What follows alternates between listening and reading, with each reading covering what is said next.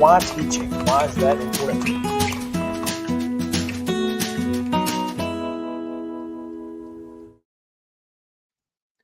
Good morning and welcome to Mornings on Main Street, Southern Middle Tennessee. I'm Chris Yow, and we are excited for another great show that we have lined up for you today.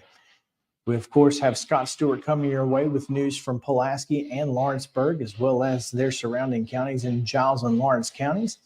I've got more coming up from Maury County as well. We have an interview exclusive with Jim Hageman of Spring Hill. So looking forward to sharing with you all of the news that is coming in that. Right now, we're going to send you down to Pulaski for Scott Stewart and the wrap.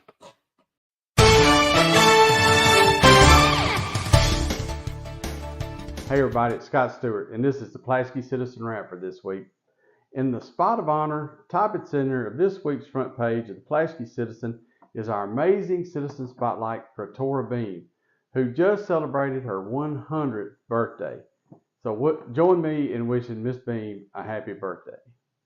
There's a lot of bright and happy faces on the front page of this week's Pulaski Citizen as we highlight Giles FOP's Cops and Kids Christmas event. It's a great event. If you've never seen it in action, you ought to see it. It's really heartwarming to see the faces of those kids and police officers alike sharing the joy of Christmas with each other. We try to do the best we can to display it on the front page of the paper, and you get to see that, but it's nothing like seeing it live. Also on the front page this week, the Pulaski Board of Mayor and Aldermen, they've wrapped up their business for 2023, but they're set up and ready to go. Hit the ground running for 2024. This week, Johnny Phelps in Giles Pass highlights the Peach community right down there below Minor Hill. And our old friend Trey Donovan's back. You know, Trey likes to share playlists with us. This year for Christmas, he's got us a Blue Christmas playlist, so don't miss that. And with Christmas coming up next week, it's time for our annual Christmas greetings section. And you know what that means.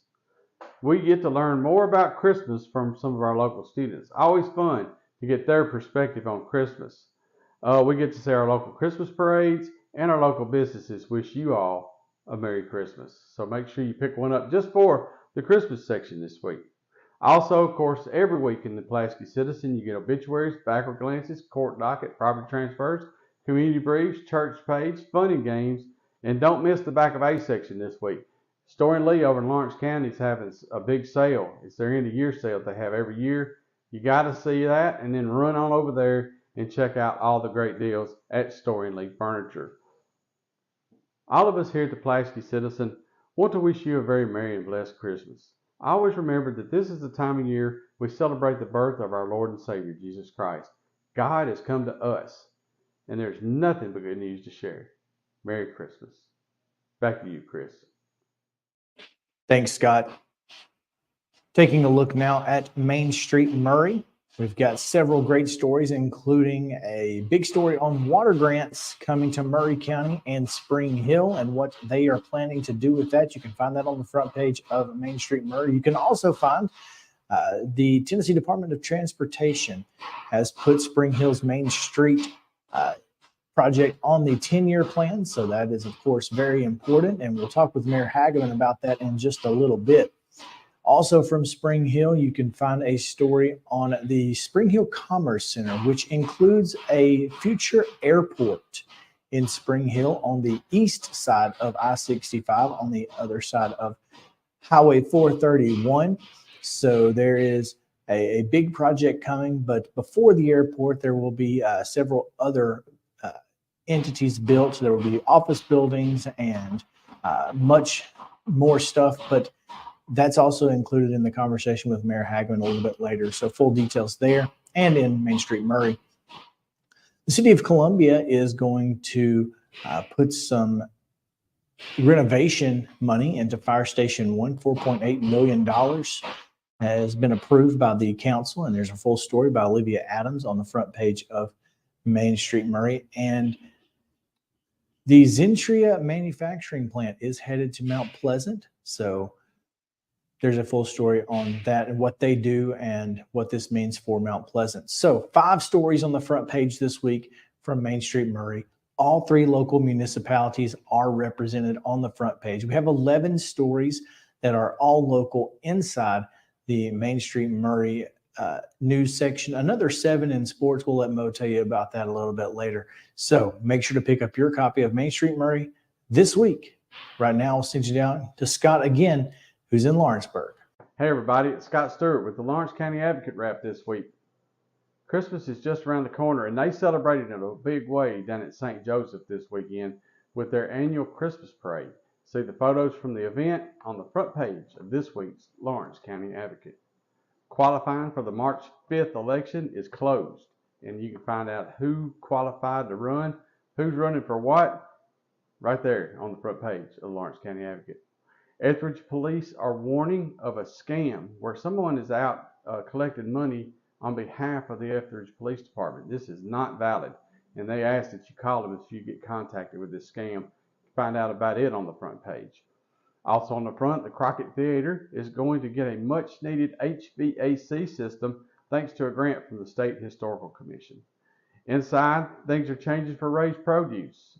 Find out the story behind the popular business and what's going on with it in the future. We've got a ribbon cutting. We've got a blue Christmas playlist for you. Last minute Christmas ideas, Senior Central and West End Club in our lifestyle section this week. Also inside, there were a couple of great games down at Loretto, and Lawrence County came to town last week. The girls went into overtime before the Lady Mustangs were able to win. And in the boys game, there were 2 baskets in the final 10 seconds before the Lawrence County Wildcats were able to pick up the win on the road. All in this week's sports section in Lawrence County Advocate, along with the Summertown boys and girls and what's been going on with them. Finally, our annual Christmas greetings section is this week, and it's full of greetings to our readers from local businesses and fun Christmas stories and photos, including parades and community celebrations. We really hope you enjoy it. Before we go, all of us at the Advocate just want to wish our friends and neighbors here in Lawrence County a merry and blessed Christmas.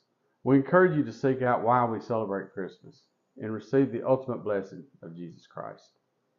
Merry Christmas. We'll be right back after this.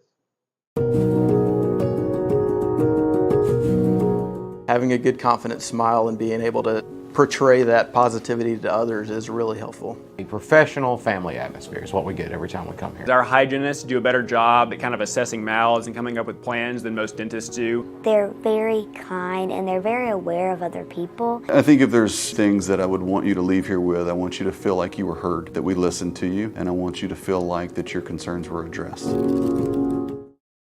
Piggly Wiggly, located in Neely's Mill Shopping Center, is Columbia's locally owned and operated Cost Plus 10 grocery store dedicated to serving the community with low prices and smiling faces. Piggly Wiggly offers fresh, hand-cut meats daily as well as daily hot plate lunches from their deli counter. You're certain to see smiling faces and a helping hand when you're here at Piggly Wiggly. Come by and check out our fresh produce, high-quality meats, and more. Down home, down the street, we'll see you at the Pig. Welcome back into Mornings on Main Street. I'm Chris Yow today with Mayor Jim Hagman on Mayor's Corner. Mayor, thanks for joining us. Yes, sir. Yeah, we've got a lot to talk about. And surprise, we're going to talk about traffic in Spring Hill. And the good thing is we're getting to a point where, you know, maybe not in the next 2, 3, 5 years even, but help is on the way. And this is great because the TDOT 10-year plan came out. And as we had the conversation with TDOT in November, if you're on this list, they say you're going to get it done. Well, Highway 31, State Route 6, whatever you want to call it, Main Street is on the list. Yes. And so I want to give a shout out to TDOT, and I want to give a shout out to all the people, the various methods and methodologies that they use to court TDOT to get Spring Hill and our citizens on the plan, the funded plan to do our main arteries, which are Highway 31 as well as Highway 65. And that is a great news for Spring Hill because everyone knows we have traffic issues, and these 2 funded projects on the 10-year plan by TDOT is going to mitigate that traffic substantially. Thank you, citizens, so much for keeping the pressure on us elected officials that we can pass that up in different ways up to TDOT for them to helped make the decision to have Spring Hill definitely be incorporated into that plan. It is a welcome, long-awaited, great news, and to Well, especially because we were on the 3-year plan yes, 2 years ago. We're right. taken off of the 3-year plan, so it kind of felt like things were up in the air. Well, we had we invited TDOT leadership as well as other state elected officials to one of our board meetings in November, and we just were very blunt with them and said, why are we not on the 3-year plan anymore? And the answer is they were in the process of doing away with the 3-year plan, doing everything to a 10-year plan, and they said, if we're going to put it on the plan, it will happen. And so, they made the announcement a couple days ago, yesterday actually, and said, this is the way it is all over the state. And Spring Hill was one of those recipients of that, and we are thankful. Now, again, it's on the 10-year plan, but construction is set to begin in the 10th year of that 10-year plan in 2033. Things are going to get worse before they get better, but the city has some plans to try and take pressure off of Main Street first. You've got the Kedron Road project Yes. with the new Kedron Square, as well as other developments over there on the crossings. USTA. Right. There are other places where traffic may be able to come off of 31 because of what your traffic engineers and city staff have come up with. Right. So in addition to the ones that you mentioned, Chris, is we also have the widening of Buckner. Mm-hmm. And Buckner is a 5-lane widening project, and it's currently 2 lanes. And that is a north-south corridor that mimics, parallels Highway 31 as well as Highway 65. And of course, on Highway 65, and I think we're going to talk about that in a minute, but part of taking the traffic off of Highway 31 is to the interchange that's coming in our project called June Lake. Yeah, and so when you've got Buckner at 5 lanes and you've got June Lake right there, folks, and you've got Duplex at 3 lanes. I mean, yes. it's a wide road. It's this is a way to get around having to get on Main Street, and so hopefully Highway 31 in that stretch can become more of a business corridor. I think that's kind of the hope. Absolutely, and we also have a thing called a bypass. It's Miles Johnson, and that is another road that we have. And there are plans on the books. They're not funded yet, but we are in the planning stages of making Miles Johnson bypass to go further north than it does right now. And so that is more to come on that. Sure. So all of those things in the business corridor, as things are erected. Buckner is not going to be a business corridor because that's rooftops, residential. Right. But the other roads you mentioned, definitely. But getting folks, if they're trying to get to the interstate, instead of being on 31, they'll be on Buckner going to June Lake, most likely, correct. Hopefully. And folks who are just need to get to Walmart or Publix or whatever can use Main Street, and we can, like I said, take that pressure off of 31. I think that's a big plan, and it was a forward-thinking plan for the city to say, hey, let's just try and get folks off of 31 somehow, and it's working out. Can I say this? Sure. So one of the things that we plan as well, Spring Hill opened up a new elementary school. That's right. Amanda North, named after an incredible resident that with a lot of history behind her. Anyway, part of the plan for that is during the school time, the loading and unloading of students, Highway 31 was used a lot by school buses. Well, Amanda North services all people west of Highway 31. So all that traffic stays west of 31. And so that was part of the plan as well. That is a big part.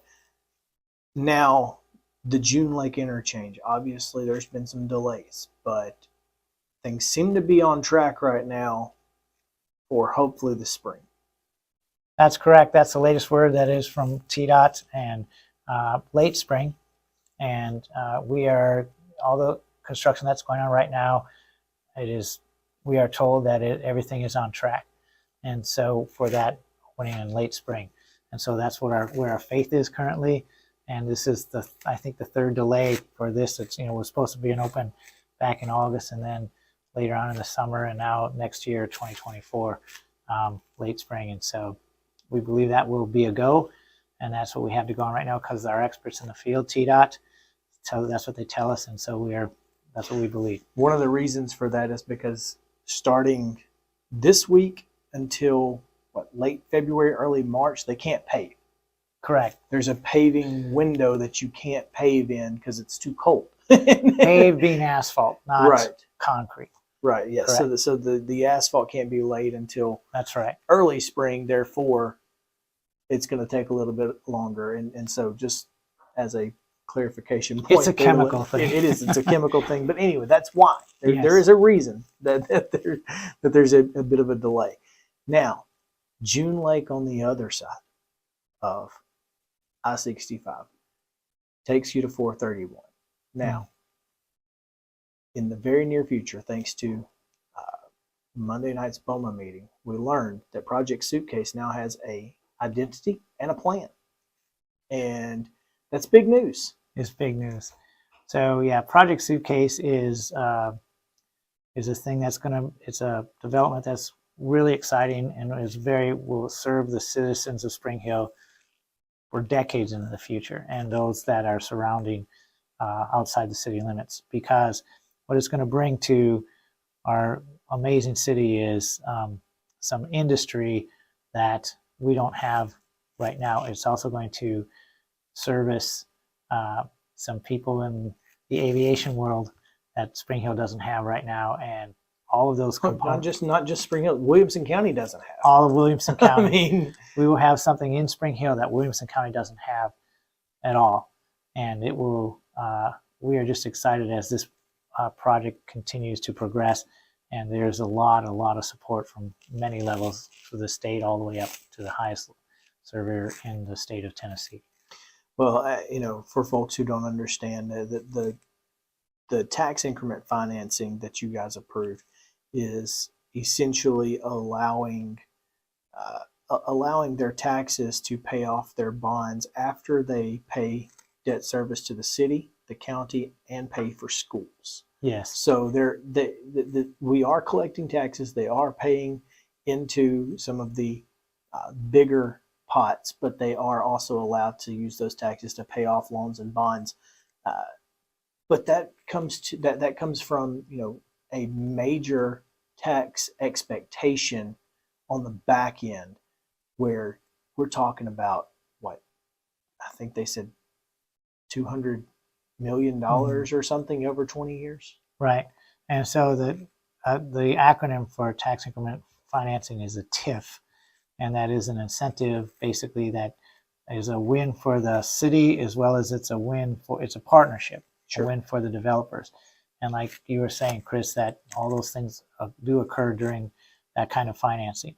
And it's just it's something that as the project progresses, it is 100% a good thing for our citizens, again, as well as the developers, because as money is, I call it creative financing.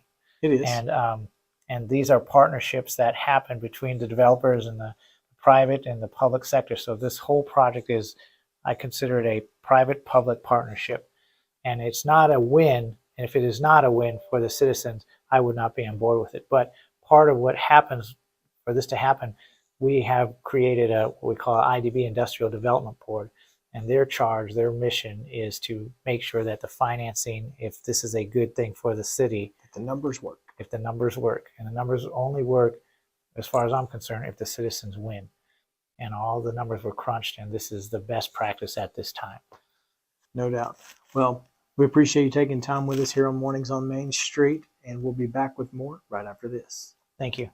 Piggly Wiggly, located in Neely's Mill Shopping Center, is Columbia's locally owned and operated Cost Plus 10 grocery store dedicated to serving the community with low prices and smiling faces. Piggly Wiggly offers fresh, hand-cut meats daily, as well as daily hot plate lunches from their deli counter. You're certain to see smiling faces and a helping hand when you're here at Piggly Wiggly. Come by and check out our fresh produce, high-quality meats, and more. Down home, down the street, we'll see you at the Pig. Welcome back into Mornings on Main Street, Southern Middle Tennessee. It is time now to take a look at sports. We've got Of course, Maurice Patton here in Maury County, Wade Neely down in Giles County. We're going to get you to those now. We'll start with Mo. Thanks, Chris. This week's print edition of Main Street Maury has, well, it's kind of the typical stuff for this time of year. We've got some wrestling coverage as we had teams in action down in Brentwood over the weekend at the Ray Dalton Memorial Invitational at Brentwood Academy, and had some pretty good showings over there. We've got a piece on Spring Hill girls basketball interim coach Tashiro Goodman-Jones and how she got there and what kind of pushes her as she continues with the Lady Raiders. Also, some sad news as we give you a couple of details on our recent loss of former Columbia Academy football standout Trey Davidson, who died in a motorcycle wreck over the weekend. So again, a couple of details on that. But basketball all over the place. Giles County and Mount Pleasant played last week down in Mount Pleasant. We've got coverage of both ends of that doubleheader, courtesy of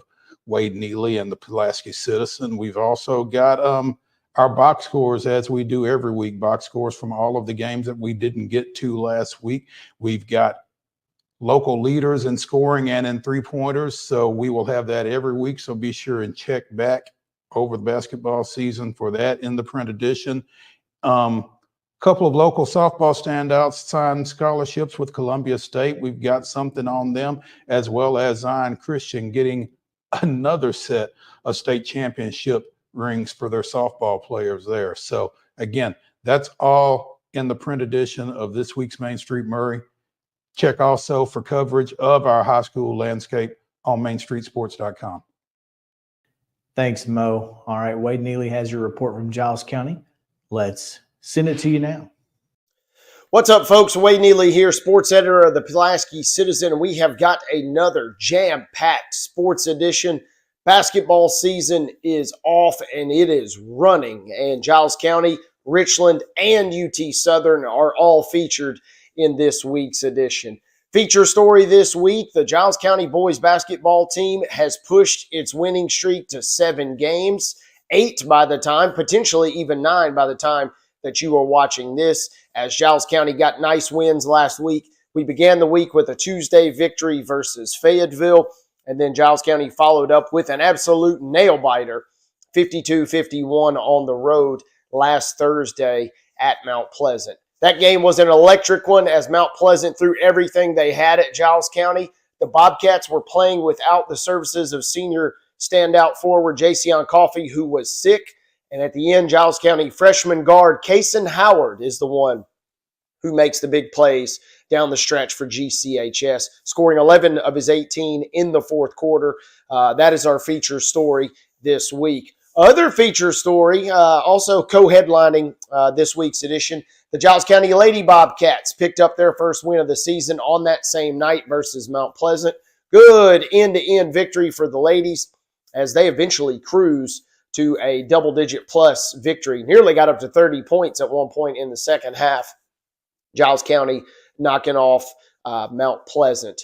If you were with us last week, you know that we told you guys this was coming, but you can find a full recap of the Richland Middle School victories. The boys and the girls went on the road and knocked off Bridgeforth.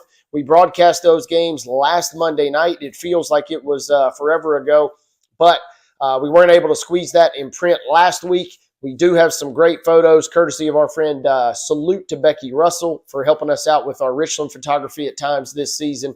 And we have words and pictures from Richland and their victories last Monday night in middle school action at Bridgeforth. Speaking of Richland, we were on hand last Friday night as the Raiders were swept by Wayne County. 2 really good Wayne County teams. Obviously, the ladies back-to-back Class A runner-ups.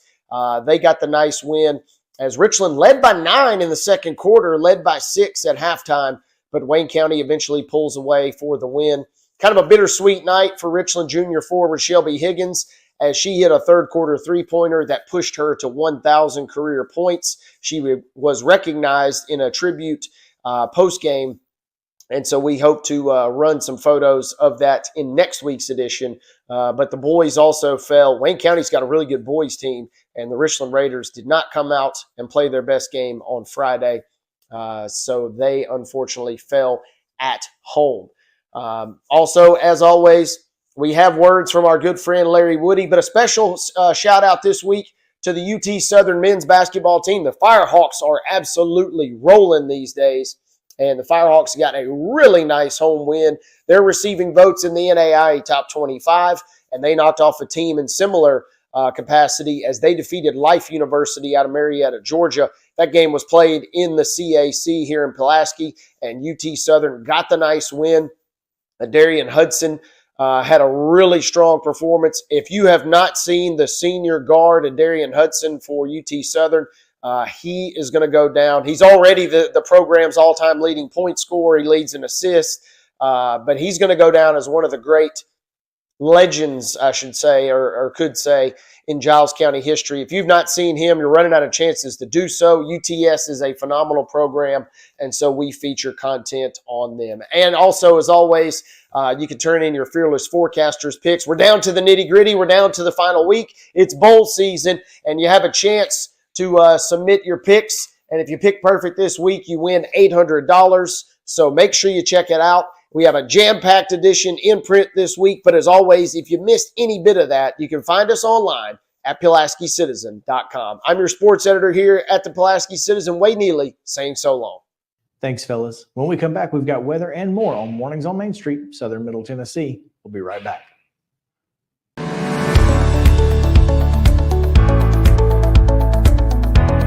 They have always met wildest expectations as far as taking care of my teeth and my health. You know, teeth health is very important now to your heart.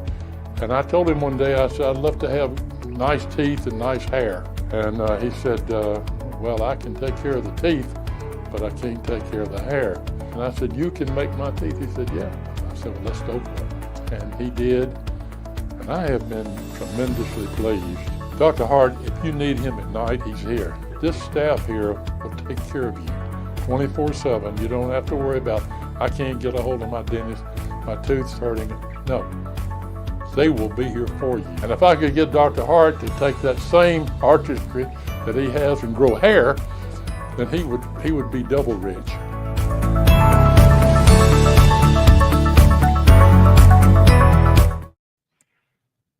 Welcome back into Mornings on Main Street, Southern Middle Tennessee. It is time to take a look at your forecast, and to do that, we have our friends from Tennessee Valley Weather.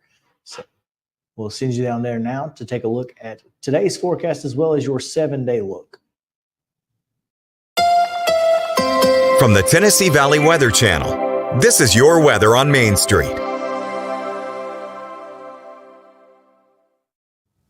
Good Wednesday morning to you. I'm Kelly Rawson in the Tennessee Valley Weather Center. It is a chilly start to the day. Once again, across southern middle Tennessee, we are starting in the 20s and 30s for this morning, and we will see a mixture of sunshine and clouds for the rest of this afternoon, and we are going to stay dry for your Wednesday as well. Winds will be out of the south about 5 to 10 miles an hour, warming us up into the low to mid 50s across the area for this afternoon. Heading into tonight, we will hold on to a little bit of cloud cover with some clear sky here and there, but overall dry conditions for tonight as well as for Thursday and into Friday as well. And we are going to continue to gradually warm up as we progress throughout the next few days. Temperatures only in the lower 50s for today, mid 50s by your Thursday, and Friday we're talking mid to upper 60s. Heading into your Saturday and Sunday, we are looking like some rain showers heading into Christmas Eve and Christmas Day.